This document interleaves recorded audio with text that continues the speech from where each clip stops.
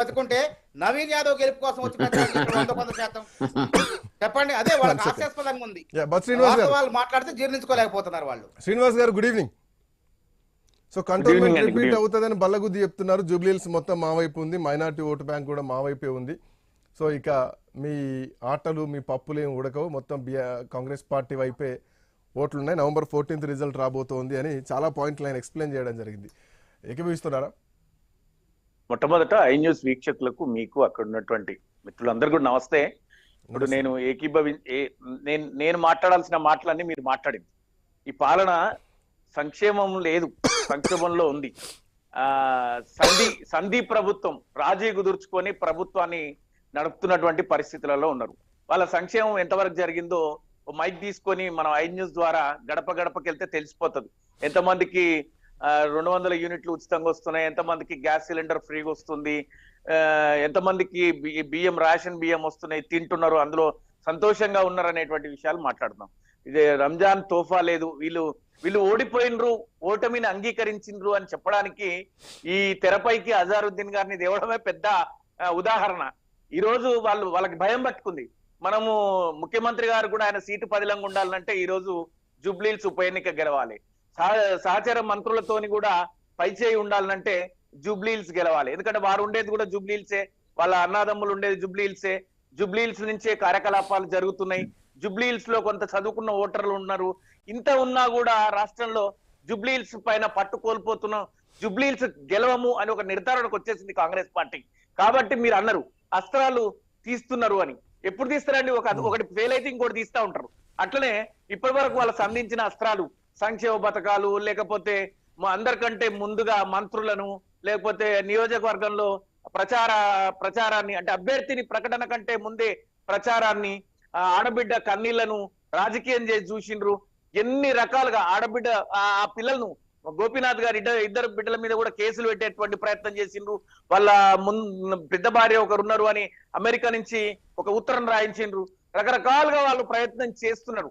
అయినప్పుడు కూడా వాళ్ళ దగ్గర ఉన్నటువంటి సర్వే రిపోర్టు, ఇంటెలిజెన్స్ రిపోర్టు చాలా స్పష్టంగా ఉంది. ఏమంటే జూబ్లీహిల్స్ కాంగ్రెస్ ఓడిపోబోతున్నది 6 నుంచి 8% అని. అప్పటికి 6% ఓట్లు 3% పెంచుకున్నారు. 3% పాత ఓట్లు తీసేసి మొత్తం 40 ఓట్ల చొప్పున 400 బూత్లకు 16,000 ఓట్లు పెంచుకున్నటువంటి పరిస్థితి కూడా మనం చూసినాం. ఇట్లా ఎన్ని రకాలుగా చేసినా కూడా ఎప్పటికప్పుడు ఏ సర్వే చూసినా కూడా వాళ్ళకి అనుకూలంగా లేనటువంటి పరిస్థితి కనిపిస్తుంది. ప్రభుత్వానికి ఒక సవాలుగా మారిపోయింది. ఉప ఎన్నిక గెలవకపోతే రెఫరెండం పాలనకు రెఫరెండంగా మారిపోతున్నటువంటి పరిస్థితి ఉంది. కాబట్టి ఇప్పుడు వారే అన్నారు, రాజశేఖర రెడ్డి గారు ఆలోచన లేకుండా వారు నా మాట అన్నట్టున్నారు. రాజశేఖర రెడ్డి గారు ఉంటే ఇప్పుడు ఏకంగా ఏంటి ప్రచారానికే వస్తుండే అని. అంటే గతించిన గొప్ప గొప్ప నాయకుల్ని కాంగ్రెస్ పార్టీ తమ ఎన్నిక గెలుపు కోసం వాళ్ళని ఈ విధంగా కూడా మాట్లాడే పరిస్థితి ఉంది. కాంగ్రెస్ పార్టీ ప్రతినిధులు కానీ, కాంగ్రెస్ పార్టీ కార్యకర్తలు కానీ, ఇంకా వారు ఏకంగా నవీన్ యాదవ్ గారు అయితే వాళ్ళు సహనాన్ని కోల్పోయి అసహనంతో బెదిరింపు మాటలు మనం అన్ని వీడియోలు కూడా చూస్తున్నాం, సోషల్ మీడియాలో చూస్తున్నాం. మీరు కూడా ఇప్పుడు అవే ప్రస్తావనకు తెచ్చిండ్రు. ఓటమిని రుచి చూసిండ్రు, ఓటమిని అంగీకరించిండ్రు, ఓటమి తప్పదని నిర్ధారించుకున్నారు. చిట్ట చివరి అస్త్రంగా ఈ రోజు ఎమ్మెల్సీగా ప్రకటించు మనిషి ఒక ఆశాజీవి. సో అధికారంలో కాంగ్రెస్ పార్టీ ఉంది కాబట్టి కొన్ని అవకాశాలు మాకు తెలిసిన అభ్యర్థి, గతంలో ఓటేసిన అభ్యర్థి, ఇంతవరకు గెలుపు కోసం ప్రయత్నిస్తున్నటువంటి అభ్యర్థి, మా అభ్యర్థికి ఓటేస్తే మాకు కొంత పని చేస్తారు కావచ్చు. సో అధికారంలో ఉన్నటువంటి పార్టీ కదా, సో ఆ వైపున ప్రజలు ఆలోచించేటువంటి అవకాశం లేదంటారా? ఇంకా ప్రభుత్వం మీద వ్యతిరేకత ఉందా? ఒకవేళ ఉంటే ఇది అభ్యర్థి బేస్ గా నడిచే ఎన్నికన, రేవంత్ రెడ్డిని చూస్తూ నడిచేటువంటి ఎన్నికలా చూడాలా? ఇప్పుడు 2-3 రకాలండి. ఒకటి ఇప్పుడు మీ క్రాంతి గారు కూడా మాట్లాడినారు కదా, ఒక్క రకంగా కాదు, 4-5 అంశాలు. అక్కడ అభ్యర్థి ప్రధానమే, ప్రభుత్వ పాలన కూడా ప్రధానమే, గడిచినటువంటి ఎమ్మెల్యే కూడా ఇంతవరకు పరిపాలన చేసినటువంటి 15 సార్లు 3 దఫాలుగా అధికారంలో కొనసాగిన మాగంటి గోపీనాథ్ గారు వ్యక్తిత్వం కూడా అక్కడ ప్రధానమే. ఈ రోజు బీఆర్ఎస్ పార్టీ ప్రజాక్షేత్రంలో ఉండి ప్రభుత్వం పైన ఒక యుద్ధం ప్రకటించి ఈ రోజు అజారుద్దీన్ గారు మంత్రి అవ్వడానికి కూడా మేమే కారణం అంట నేను.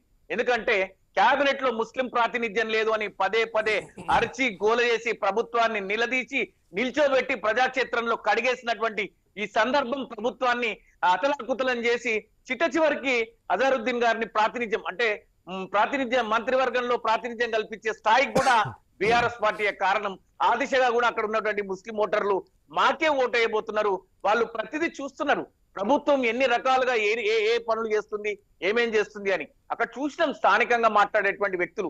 ఈ రోజు ఎవ్వరు కూడా బయటకు వచ్చి మాట్లాడేటువంటి పరిస్థితి లేదు. ఎన్నిక కాకముందే, ఎన్నిక అంటే ఎలక్షన్ కాకముందే సాధారణ ప్రజలు, అక్కడ పరిచయాలు ఉన్న వ్యక్తులు మేము వెళ్ళి మాట్లాడితే వాళ్ళు ఏమంటున్నారంటే, అన్న మీరేం రావాల్సిన అవసరం లేదు, మాకు చెప్పాల్సిన అవసరం లేదు, బాగుండదు, మీరు ఏదైనా సమావేశాలు పెట్టి రమ్మన్నా కూడా మేము వస్తే బాగుండదు, మేము ఎవరికి వేయాలనో ఓటు వాళ్ళకి వేస్తాము అని జూబ్లీ హిల్స్ నియోజకవర్గంలోని ప్రజలు మాట్లాడుతున్నటువంటి పరిస్థితి ఉందండి అక్కడ. ఇట్లాంటి పరిస్థితికి కాంగ్రెస్ పార్టీ చావోరేవో తెలుసుకోబోతుంది. కాంగ్రెస్ పార్టీ జీవన్ మరణ సమస్యగా మారిపోయిన సందర్భంలోనే బ్రహ్మాస్త్రాలు తీస్తారు ఎవరైనా. ఇప్పుడు మీరు చెప్పిండ్రు, ఈ అస్త్రం తీసిండ్రు, ఈ అస్త్రం కూడా ఏం పని చేయదు. ఈ అస్త్రాన్ని తీయడానికి కూడా ఈ విజయంలో కూడా ప్రధానంగా బీఆర్ఎస్ విజయం సాధించింది పరోక్షంగా. ఇంకా ఈ రోజు ఈ ఉప ఎన్నిక వస్తేనే ముస్లింలకు ప్రాధాన్యత చోటు చేసుకున్నటువంటి సందర్భం నుంచి జూబ్లీ గెలిస్తే 6 గ్యారంటీలు, 420 గ్యారంటీలు, శాంతి భద్రతల పరిరక్షణ, ప్రభుత్వం సజావుగా నడవడము, మంత్రుల మధ్యలో సమన్వయము, ఇదంతా జరుగుతుంది.